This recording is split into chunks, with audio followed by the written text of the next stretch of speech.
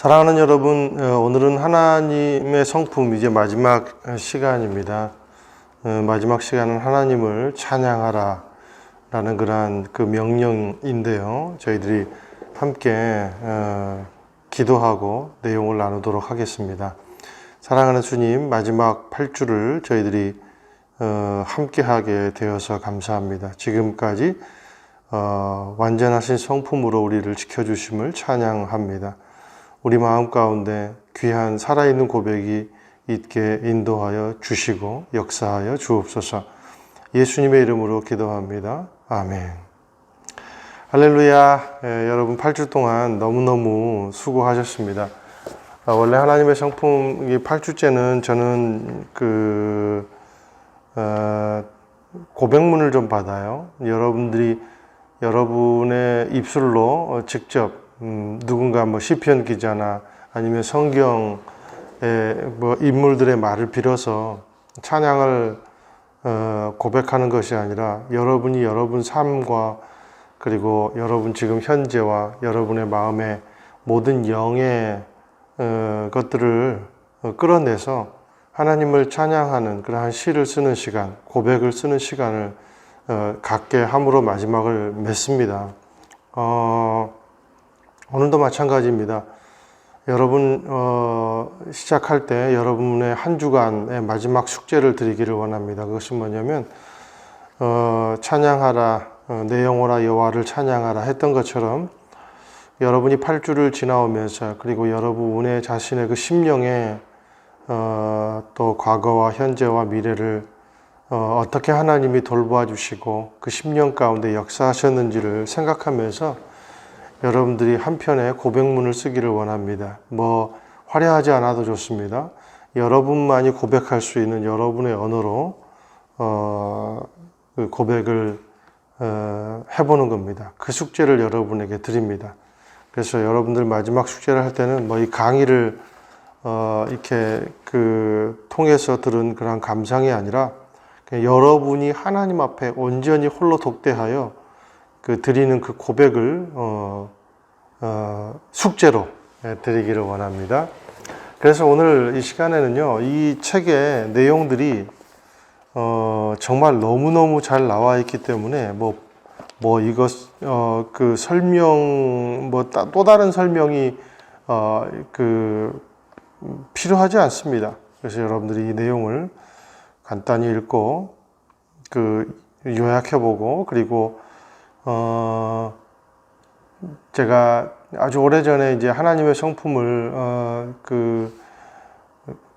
강의할 때 이 마지막 고백문을 이제 쓴 즉석에서 썼거든요. 그때 한 우리 권사님이 고백한 그 내용이 너무나도 아름답고 귀해서 제가 그것을 베껴놨어요. 그래서 오늘 그 허락을 맡았습니다. 그래서 그 내용을 읽어드리고 그리고 마치는 시간을 가지도록 하겠습니다.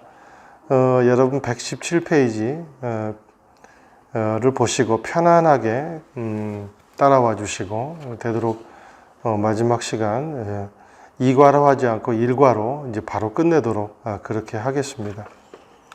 117페이지 보면 성경은 하나님을 찬양하라고 계시합니다. 명령이죠. 기분이 좋을 때 찬양하고 기분이 나쁠 때 찬양하지 말아라. 그게 아니고 하나님은 우리를 찬양의 도구로 찬양케 하시려고 또 하나님을 영광되게 하기 위해서 그 증거자로 우리를 세우셨다는 사실을 성경은 계시하고 있습니다. 왜 그럴까요? 하나님은 찬양받기 위해 합당하신 분이기 때문에 그렇습니다. 저와 여러분이 지난 7주를 지나오는 시간에 우리는 완전하신 하나님에 대해서 우리가 논해보지 않았습니까? 하나님을 바라보라 일과였습니다. 하나님을 바라보니까 어떤 하나님이 존재하신다는 사실을 알게 됐습니까?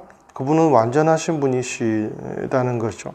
우리가 섬기고 우리가 사랑하는 그 하나님은 완전하신 하나님이라는 분입니다.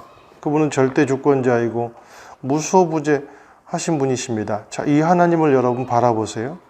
그리고 하나님은 선하시며 사랑의 하나님입니다. 여러분 이 하나님을 느꼈습니다. 그리고 사과에서 하나님은 전지하시며 지혜로우신 하나님이시다는 사실을 우리가 알게 되었습니다. 그리고 오가에서는 하나님은 전능하신 하나님의 말씀은 능력이 있다는 사실을, 그리고 그 능력으로 우리의 삶을 변화시키는 하나님의 그 능력에 대해서 우리가 직시해 볼 수 있었습니다. 또 6과에서는 하나님은 불변하시며 신실하신다는 사실들을 우리가 알게 되었습니다. 7과에서는 하나님은 거룩하시며 공의로우신 분이시다라는 사실을 알게 되었습니다. 그래서 우리가 눈에 알게 된 사실은 하나님의 모든 그 성품의 바탕에는 거룩이 그 바탕이 되어 있다라는 것에 대해서 우리가 알 수 있었죠. 자, 여러분 제1과가 하나님을 바라보아라입니다. 그리고 그 하나님을 바라보니 어떤 하나님을 여러분들은 7주 동안 느끼셨습니까? 그리고 그 하나님이 절대적 주권자이고 무소무죄하시고 사랑하고 선하심에 충만하시고 완전하시고 전지하시며 지혜로우시고 전능하시며 불변하시고 신실하시며 거룩하시고 공의로우신 그 하나님을 여러분들이 인정하게 되었습니다. 자, 그러면 우리의 삶 가운데서 우리의 의무는 무엇입니까? 여러분, 그리고 우리가 무엇을 하나님 앞에 드릴 수 있겠습니까? 바로 하나님을 찬양하는 거죠.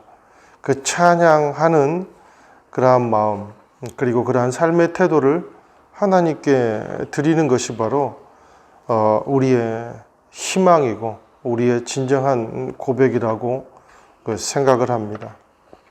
신명기 10장 13절에 보니까 내가 오늘 내 행복을 위하여 내게 명하는 여호와의 명령을 지킬 것이 아니냐. 왜 하나님은 하나님의 말씀을 지키라고 하고 하나님을 찬양하라고 합니까? 그것이 삶의 행복의 비결이기 때문입니다. 예레미야 29장 11절에 보니까 여호와의 말씀이라 너희를 향한 나의 생각을 내가 아나니 평안이요 재앙이 아니라 너희에게 미래와 희망을 주는 것이라. 어떻습니까, 여러분? 하나님을 찬양하는 것이 정말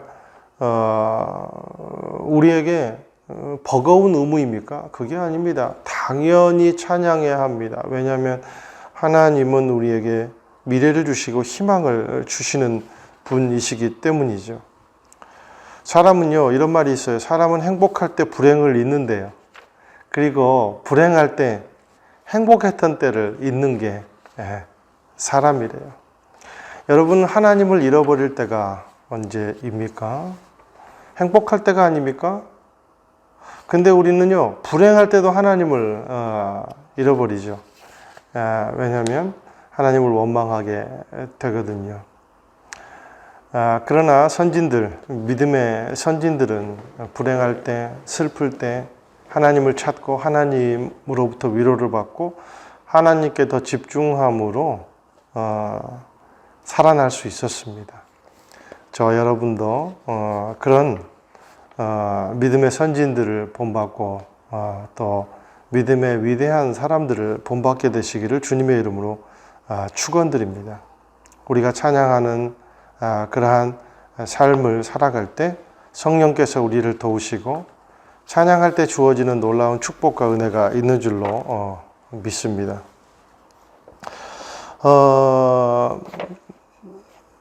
118페이지 목표 1을 한번 보세요. 주님을 찬양하라는 하나님의 명령을 선포하는 구절들을 통해 성경이 하나님을 찬양하라고 계시하고 있음을 확인한다. 자, 질문 1번 한번 볼까요? 다음 구절에서 시편 기자는 우리에게 무엇을 하라고 강력히 권고하고 있습니까?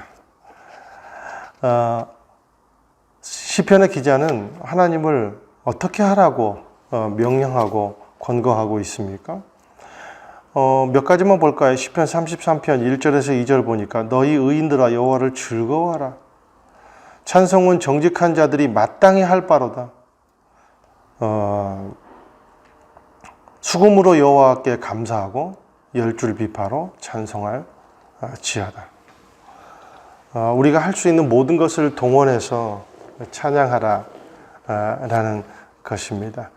여러분들이 악기를 할 줄 알면 악기를 동원해서 찬양을 하라는 것입니다.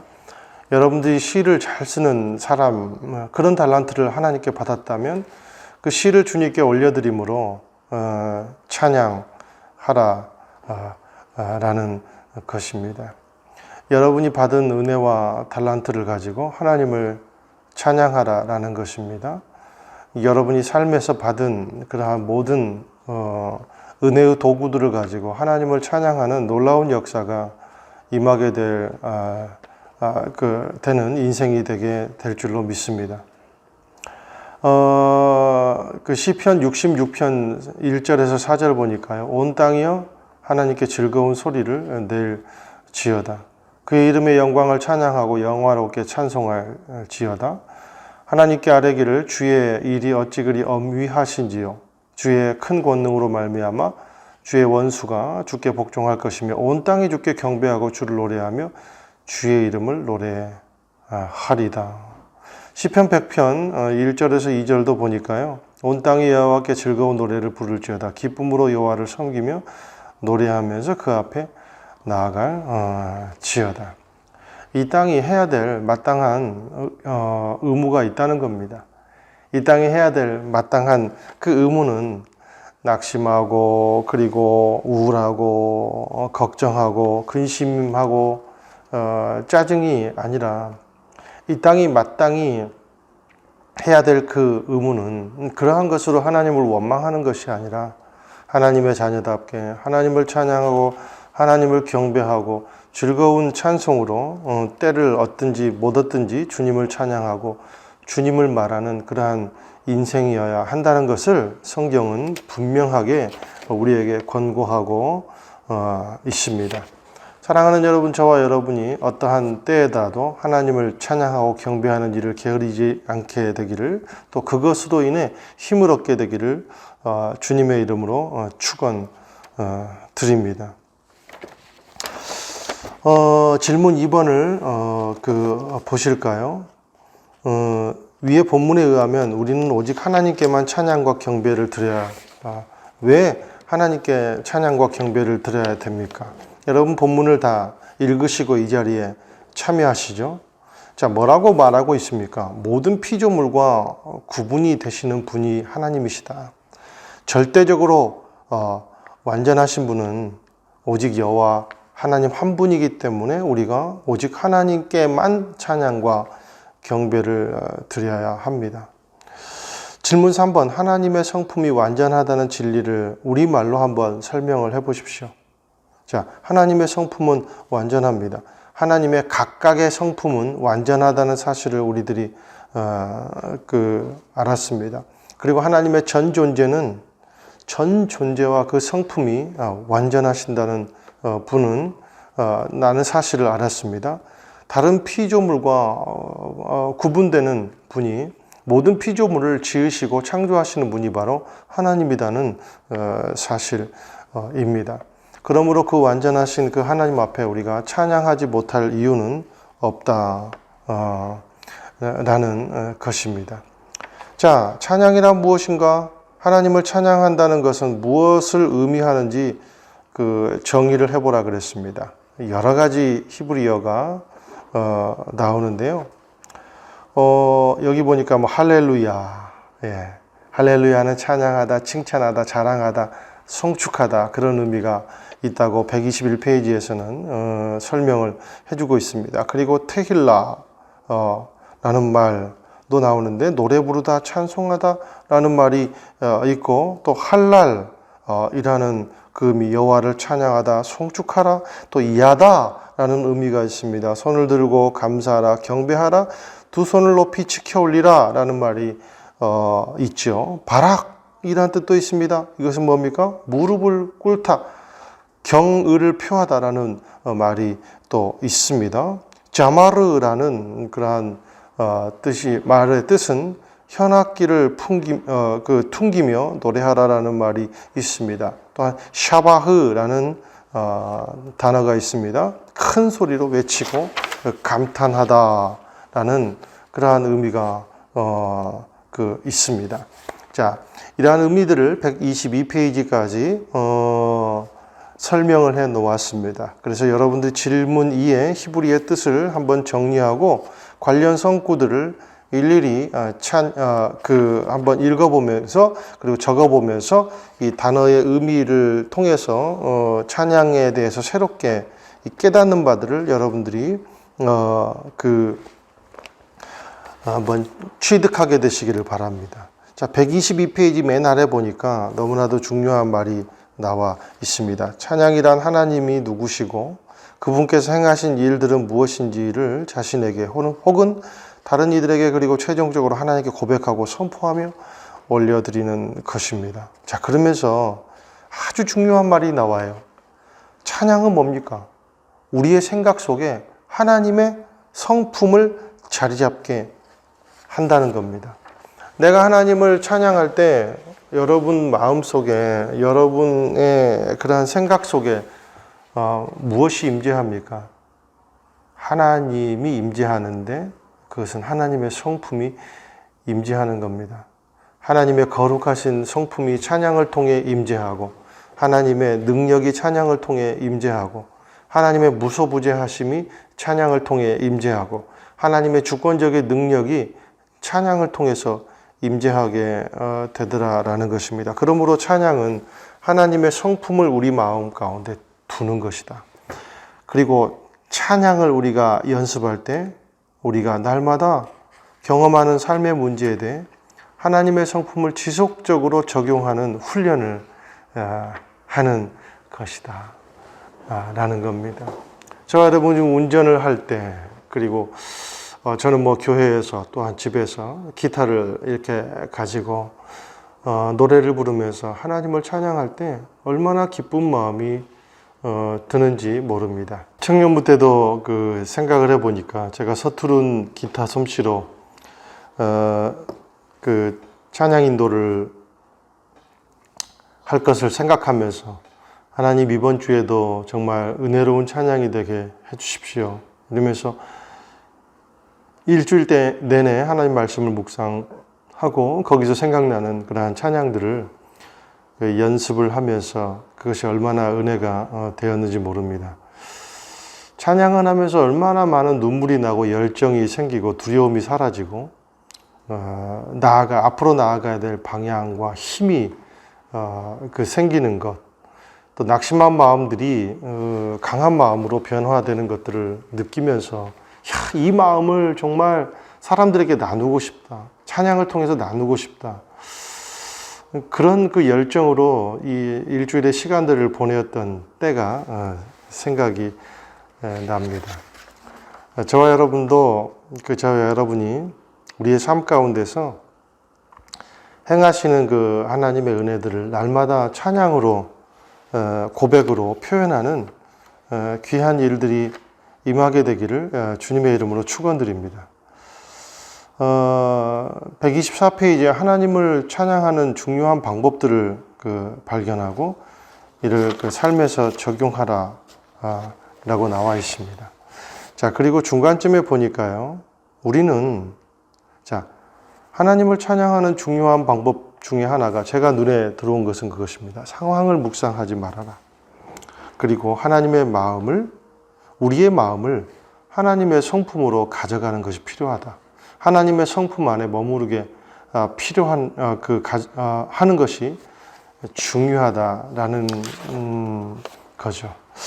저와 여러분은 상황만을 묵상하면 상황이 하나님이 되고 상황이 우상이 돼버리고, 현실을 묵상하면 여러분 현실에 멈춰버리는, 또 현실에 너무 심취하다 보면 과거로 돌아가 버리는 저와 여러분의 여러 가지 상황들을 기억할 것입니다. 그럴 때 우리가 그 상황을 묵상하지 않고 하나님의 성품을 우리 마음 가운데 머무르게 하는 방법은 바로 찬양이죠. 그럴 때 우리가 현재가 아니라 또 현재의 낙심이 아니라 과거의 치욕스러운 그러한 기억이 아니라 거기로부터 우리가 새롭게 정말 회복되어서 주님의 그 날개 아래 거하는 놀라운 하나님의 그 임재성을 경험하게 될 줄로 믿습니다. 우리는 하나님을 언제 찬양해야 되는가? 126페이지를 보세요. 하나님은 감사를 드리라고, 하나님 앞에 감사드리라고 그렇게 시편은 데살로니가 전서에서는 명령을 하고 있습니다. 자, 그런데 어떻게 우리가 어떨 때 감사하고 찬양을 해야 합니까? 그 옆 페이지에 보면은 127페이지에 보면은 슬플 때 하나님을 찬양하랍니다. 여러분, 한나가 그 핍박을 당하고 무죄한 사람인지라 브닌나에게 엄청난 수치를 당하지 않습니까? 그럴 때 한나는 어떻게 합니까? 원망합니까? 좌절합니까? 또 낙심합니까? 또 그러한 원망과 좌절과 그 낙심과 인간의 수치들을 누구에게 가져갑니까? 바로 하나님께 가져가고 하나님의 전에서 찬양을 하고 기도함으로 회복되지 않았습니까? 우리에게 가르쳐 주는 것은 뭡니까? 슬플 때, 낙심될 때, 핍박당할 때 하나님을 찬양하는 것을 통해서, 하나님을 의지하는 것을 통해서 우리가 위로받고 새롭게 나아가고, 그뿐만 아니라 하나님이 부어주시는 그 놀라운 그러한 축복의 열매들을 실제로 우리가 손에 쥘 수 있는 그런 능력 있는 삶을 경험하게 되지 않습니까? 그러므로 저와 여러분은 슬플 때 어떻게 해야 합니까? 찬양해야 됩니다. 위기에 처했을 때도 하나님을 찬양해야 합니다. 바울과 실라가 여러분 감옥에서 기도하지 않습니까? 그럴 때 지진이 나고 옥문이 열리는 놀라운 역사가 일어나지 않습니까? 하나님을 찬양할 때 실제 능력이 일어납니다. 그리고 회복되는 것이 일어납니다. 그리고 놀라운 기적이 일어나는 것들을 경험합니다. 그것이 찬양의 하나님의 능력을, 하나님의 성품을 누리는 자들의 여러분 능력이다라는 것이죠. 뿐만 아니라 여러분, 기쁠 때 무엇보다도 무엇을 해야 됩니까? 야, 내가 이것을 이루었다라고 말해야 됩니까? 그렇지 않습니다. 먼저 하나님께 무릎 꿇고 감사해야 하는 것이죠. 바로 다윗이 언약궤를 옮기며 주님 앞에 기쁨으로 여호와의 언약궤 앞에서 옷이 내려가는지도 모르고 춤을 추었던 것처럼, 그게 진정한 찬양의 능력이 아니겠습니까? 저와 여러분은 기쁠 때 누구를 먼저 묵상합니까? 저와 여러분은 좋은 일이 있을 때 누구에게 먼저 찾아갑니까?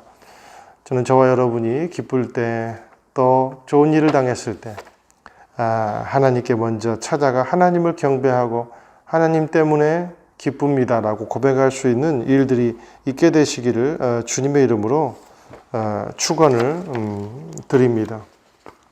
자, 평범한 일상 속에서, 그래서 성경은 뭐라고 표현하냐면 항상이라고 표현합니다. 항상. 자, 볼까요? 시편 34편 1절에 보니까 내가 여호와를 항상 송축하며, 시편 기자가 여러분 항상 송축할 만한 인생의 상황이겠습니까?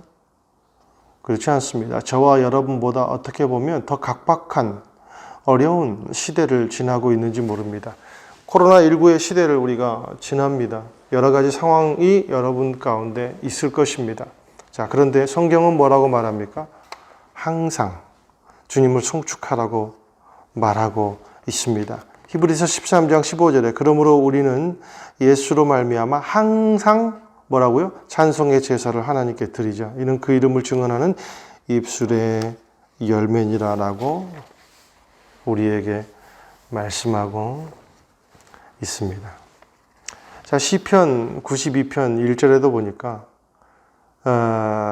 아침마다 그리고 밤마다 하나님이 우리에게 성실함을 베풀어 주신 것에 대해서 좋아하고 감사하는 그러한 찬양을 드리라라고 말씀하고 있지요.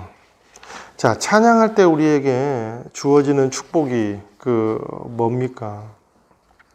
저는 그것이 성령이 역사한다는 놀라운 축복이 우리에게 주어진다는, 그것이 찬양할 때 우리에게 주어지는 그러한 은혜가 첫 번째 은혜가 아닌가 싶습니다.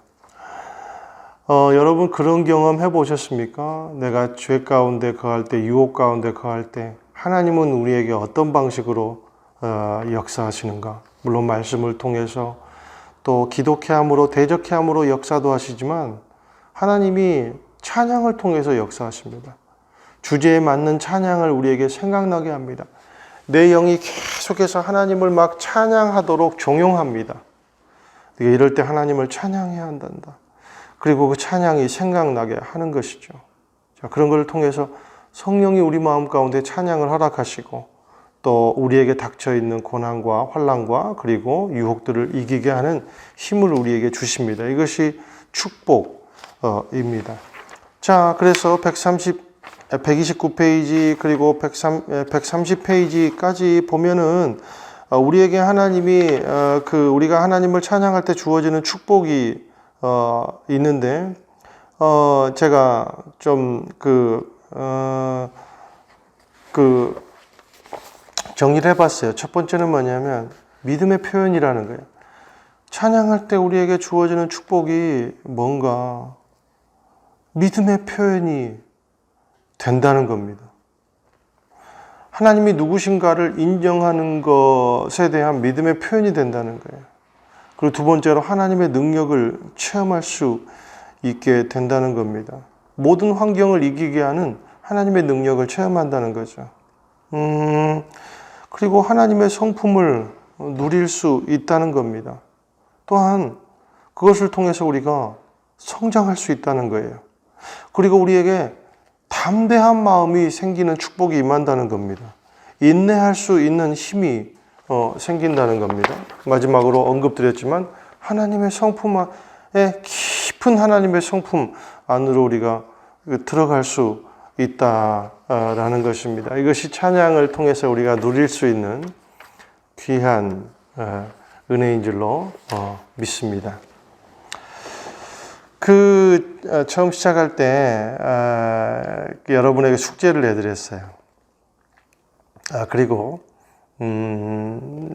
제가 OBC를 강의할 때, 오프라인으로 강의를 할 때 어떤 권사님의 고백을 읽어 드리겠다고 했죠. 제가 참 지금도 잊을 수 없는 그 고백인데요. 참 저의 고백과 너무나도 맞닿아 있기에 제가 은혜가 되어서 여러분들에게 소개해 드리고자 합니다. 내 성품은 너무 지저분해서 하나님을 담을 만한 그릇이 못 됩니다. 그래서 하나님은 차라리 나를 그의 품에 담아내셨습니다.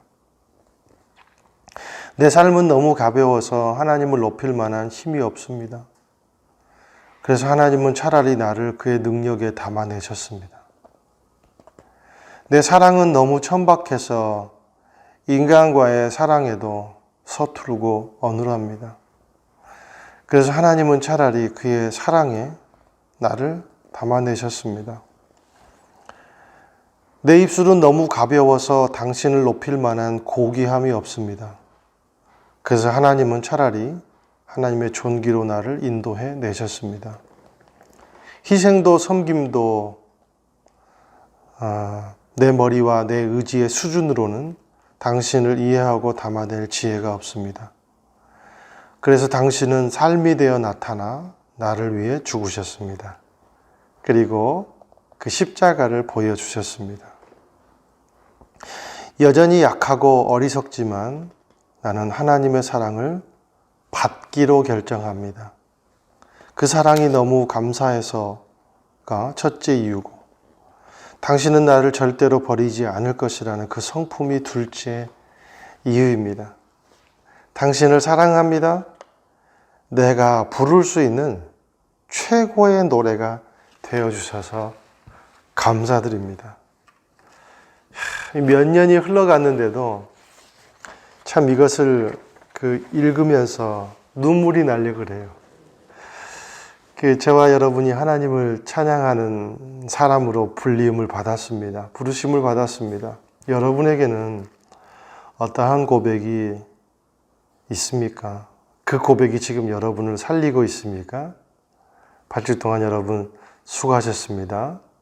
하나님의 성품에 참여하는 귀한 여러분의 삶이 되기를 주님의 이름으로 축원드립니다.